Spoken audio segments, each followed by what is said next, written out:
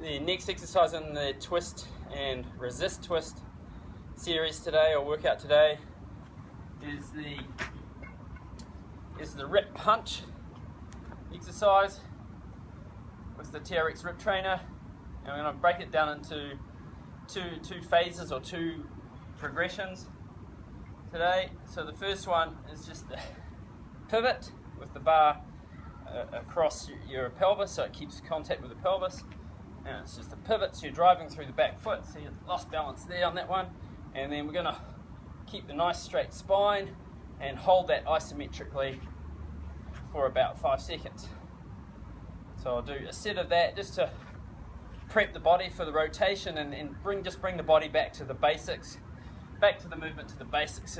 We forget when we do all the sexy exercises, we often think of the outcome rather than the whole performance of the movement, and we lose effectiveness by not going through to the basics. So keeping that hip pivot, we move on to the next exercise, or the next progression, or the full progression.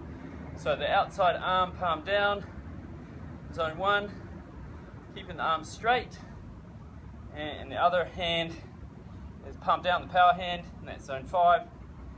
And it's a pivot and punch.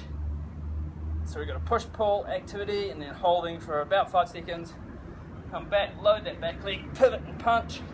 Take my hand off just to keep the wrist in a square position. If you hold it, it starts to aggravate the wrist joint, so keep it up. So I've got a straight line between my outside of my pinky all the way to my shoulder.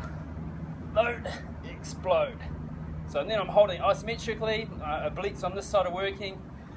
So we get the what I call the offensive punch for boxing, and the defensive resisting rotation or resisting a punch in this side. So one's the pivot progression, and the second's the punch push pull. Push and pull and hold. Keep that nice spine position, good posture.